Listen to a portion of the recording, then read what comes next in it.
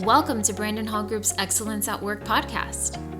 You will hear from industry leaders covering innovative, cutting-edge business, learning, and HR topics that weave current market research and technology into each episode. Our Excellence at Work podcast is hosted by Brandon Hall Group's Chief Operating Officer and Principal HCM Analyst, Rachel Cook. Hi, and welcome to our podcast, Excellence at Work. I'm Rachel Cook, the COO and host of our podcast at Brandon Hall Group. And today I am excited to have with me Sarah Danzl, the Chief Marketing Officer from Skillable. Hi, Sarah. How are you doing? Hey, Rachel. Good. Thank you for having us. We're super excited to be here. It's super excited to have you. And as we were chatting earlier, we were talking about when we were last together, or the very first time we met in person was over a decade ago, I think. So long. At one of our first conferences as we launched our HCM Excellence Conference. And now we're... it was very early on. Yeah, it was. And it was really nice having you. And it's so nice to reconnect after all these years and to have you on the podcast here. And you have a pretty impressive background being in the learning industry for almost 2 decades now. And with some really iconic companies. You were formerly or previously with Degreed. You were also with a few other well-known companies. You've worked with or partnered with clients such as Microsoft, Amazon, IBM, Skillsoft, and so on and so forth. So, but obviously you have a lot of experience in the industry. You know, I would love to hear a little bit about from you, how did you get started in the learning industry and what, stands out the most for you after all these years? Yeah. I got started in learning. Actually, I was at Xylem right before Degreed, and they're an LCMS authoring platform. And I made the switch from Xylem to Degreed, actually being inspired by their CEO and founder, David Blake. I was personally connected to the mission. I have a history in my family of mental illness. And so I saw firsthand how education has so many biases for the quote unquote average or normal person.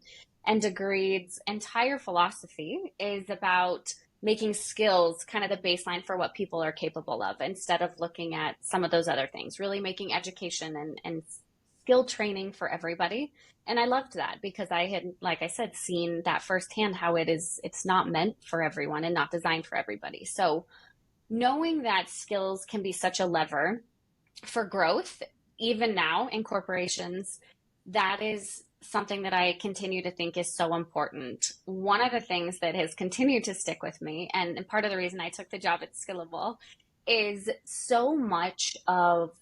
we spend so much time and so much money on learning and on training, but we don't often know the outcomes. I think I saw a statistic that was in 2022, $101 billion was spent on learning and development and training across the globe. And yet we see that statistic paired with still many, many global talent shortages, as well as people inside of orgs saying that they don't have the skill mastery they need to do their jobs. And so learning keeps me reeled in, always having to be evolving and seeing the opportunities in front of us. But I think that's what I'm focused on right now, is how do we continue to use skills as the metric for what people are capable of, and really leveling the playing field for opportunity, for hiring, for job progression, all of those things. I think that is the thing that is still out there. We're still trying to figure out how organizations can leverage skills a little bit better across the landscape. And it's becoming even more, I would say, challenging in some ways because we're having to adapt so frequently with technology and with the speed of technology. And as you and everyone else is aware of, with AI and all of these new platforms or tools that are available now, it's just, I think, in some ways exciting, obviously, especially for a learner or a learning professional, but it's also, it's it's challenging for the learning professionals to figure out how to leverage and optimize this, and which direction that they should go in when there's so much being offered. Also want to recognize Skillable for being a Guild preferred provider and a great partner of ours, and for being a recipient of a technology award for best in education delivered through technology in 2022. Congratulations again there. So I just thank you. The celebration. We really appreciated the Brandon Hall partnership. I mean, we've gotten the chance to work with you and Mike and Michael Rochelle, and the partnership and helping us really kind of stay ahead of the curve and see what's coming around corners in preparation has been really, really useful as we're building the business. So a thank you to all of you all as well. Well, thank you. And as we are kind of working together here, we have some research underway here and some publications coming out shortly, and around the topic that we are chatting about today. No pun intended, ChatGPT. Yes, exactly. And then really the topic is what are on the minds of so many people is on, how or why hands-on learning is the solution to developing the most critical skills for the year ahead. So you kind of started to, kind of delve into it a little bit with, your passion around, the importance of skills and,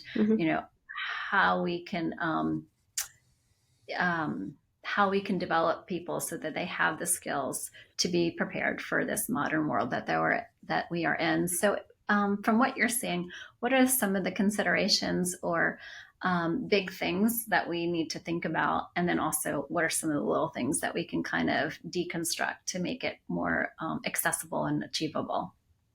Absolutely. It's really interesting when we think about corporate learning, right? Similar to what I said before, we've invested so much, but a lot of those investments go to content.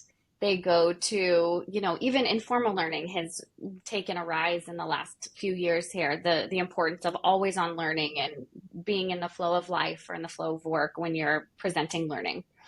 But I think one of the missteps is this idea that we can't give someone an article or make them watch a video and expect them to be job ready.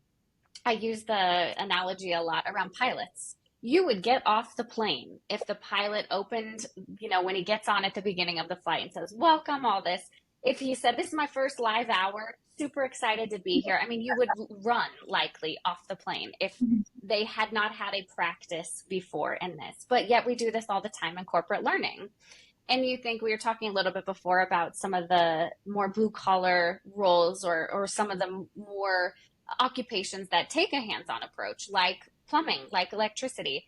They are every day using their hands-on learning, and pretty quickly if they're job ready. The lights are either on or off, the plumbing either works or it doesn't.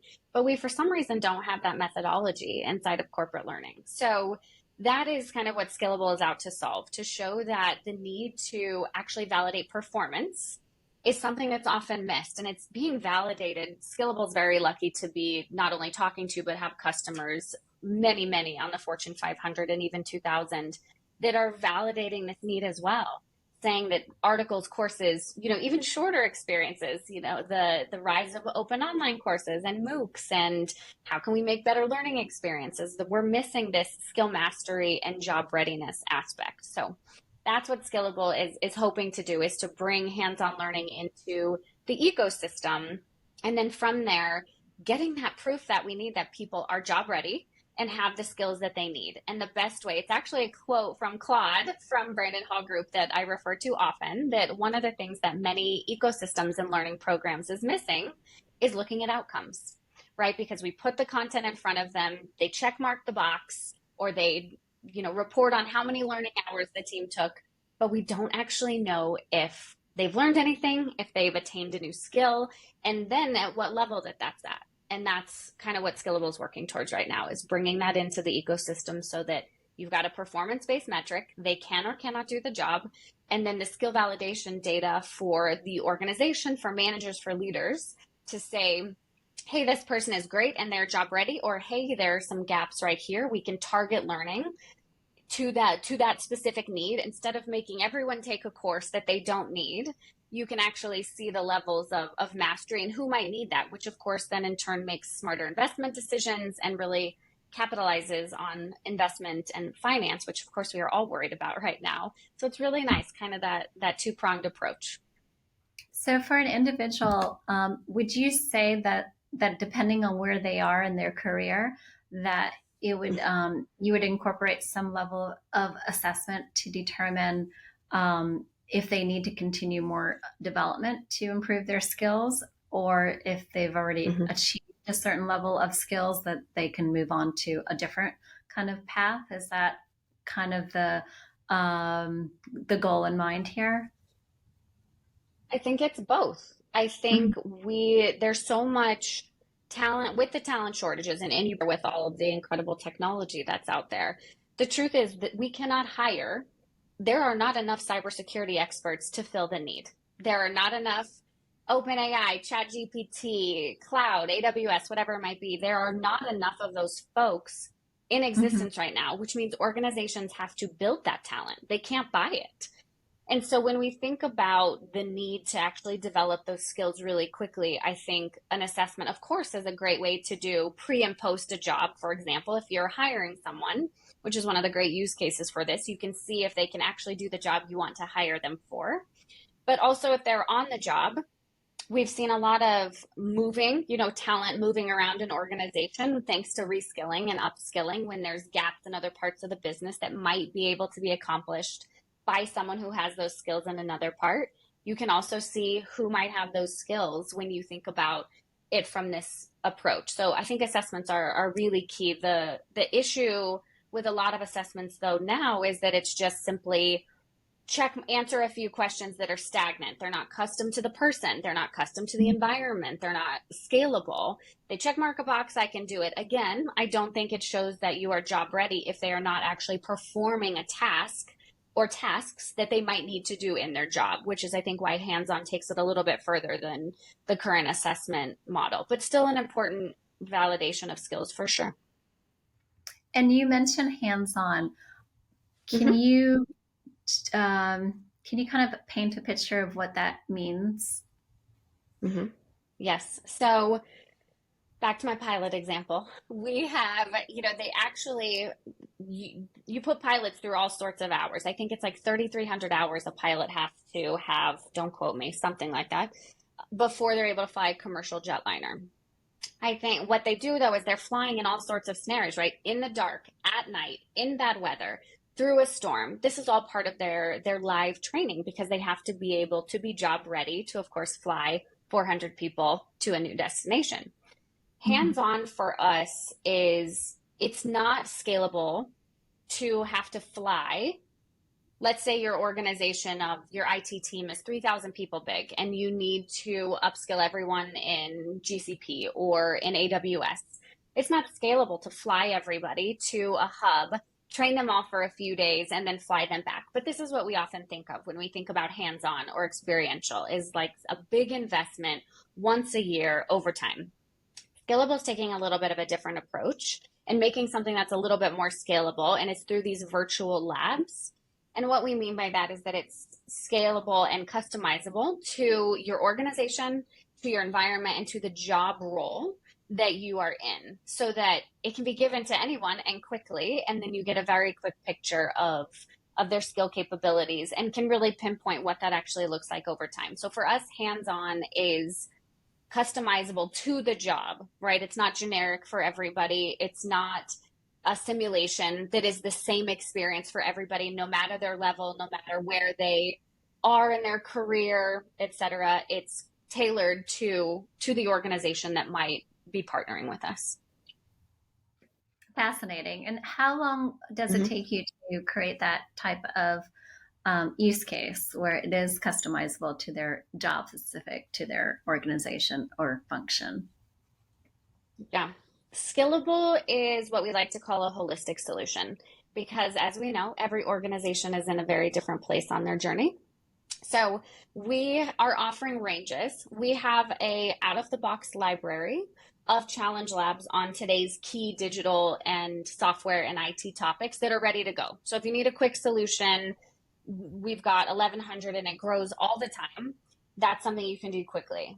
For many of our organizations, though, it's kind of a combination of both, whether they want to take an existing lab that we have and modify it, or they need something entirely custom. Perhaps they have proprietary technology or a proprietary tool that they want to build hands-on learning around. We also have that too. And then we have an absolutely world-class services organization that can gap. So if you need some help with that, or if you want to run an event, some of our customers run these large upskilling events as well.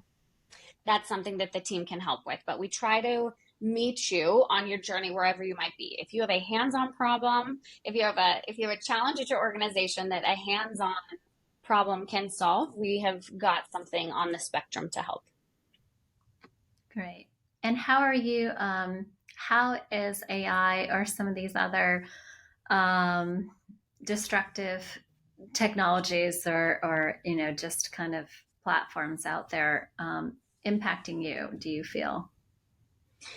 We have taken the road of embracing it, knowing that there is so much power. We actually believe that it can help.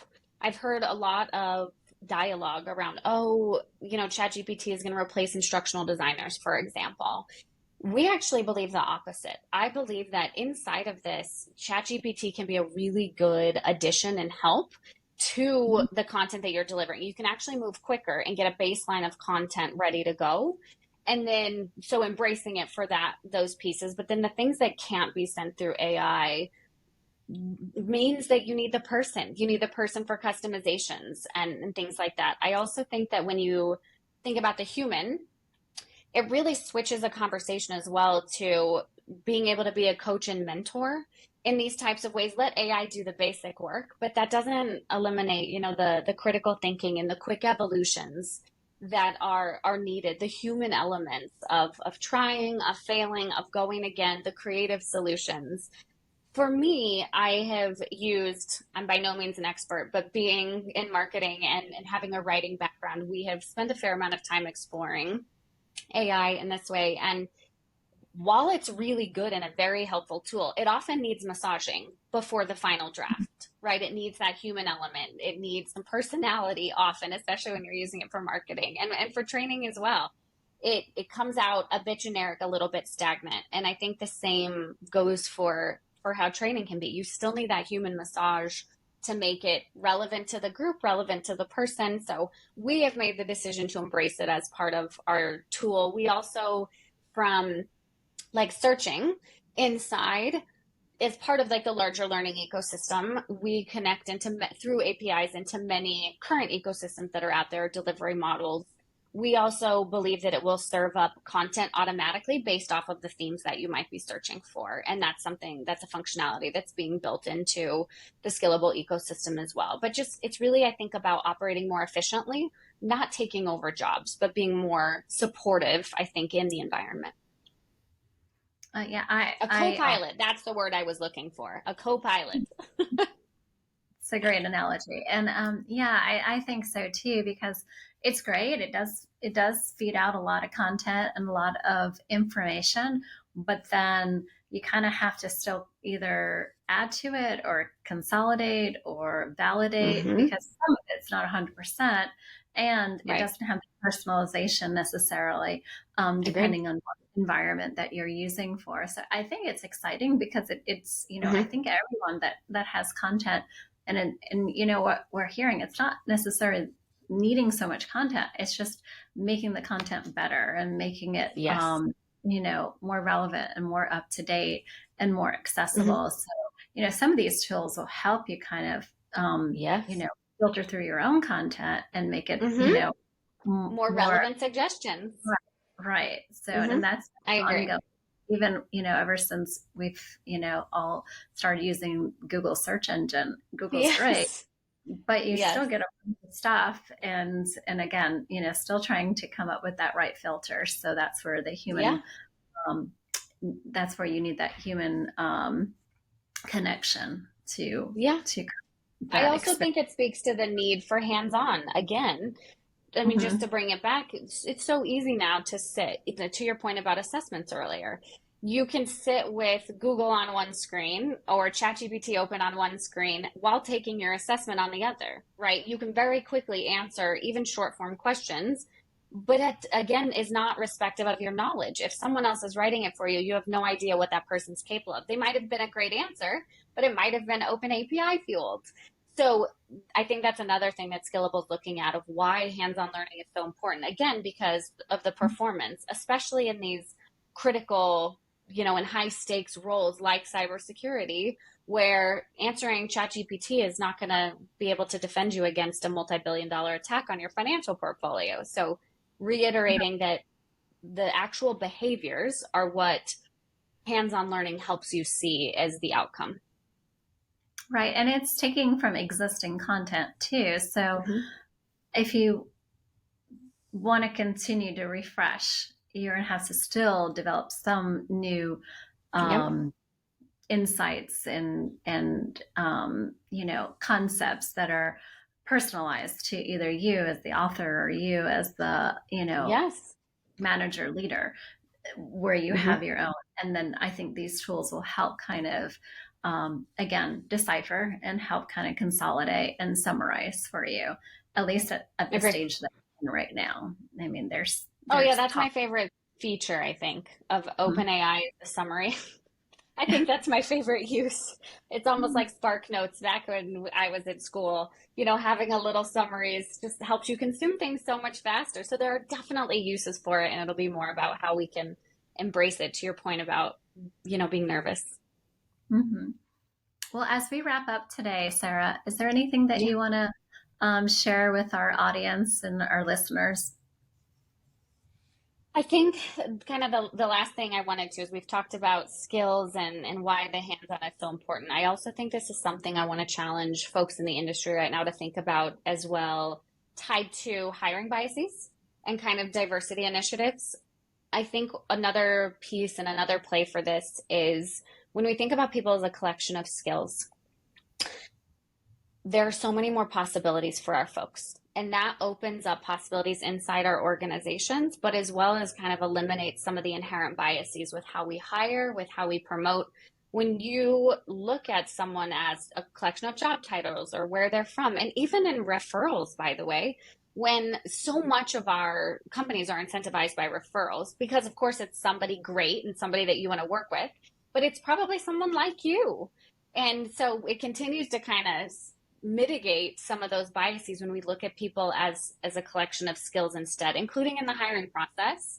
And then, of course, shamelessly, we, again, tied back to performance, would love to see hands-on learning become a part of the hiring process at many orgs, pre and post candidate assessments and things, because, again, being able to do the job says a lot about who you are versus your titles. And neurodiversity is a passion of mine, but this is another area that I think it can help, right? We can expand the talent pool by letting people try and apply, especially for folks that may not be good thinking on their feet, or, may not have really good eye contact or things like that. Those are things we look for, of course, when we're hiring, is some of those interactions and the social capabilities. And inherently, sometimes neurodiverse people aren't good at those. So when we think about the power of skills and what's to come, I just really encourage us to think about using that as our baseline for a lot of things inside the org, and that we'll continue to get better and continue to evolve as an industry and as organizations when we do so. What a great way to wrap up today. We covered at our recent Diversity, Equity, and Inclusion Excellence Summit, we talked a lot about, increasing that candidate pool and opportunities where you kind of change the biases and have the ability. And it's not, it's sometimes hard for certain positions or for certain brands to the way that they market themselves, or the way that they publish a resume or a job description, not a resume, but a job description, that is just not attracting a larger, more diverse talent pool.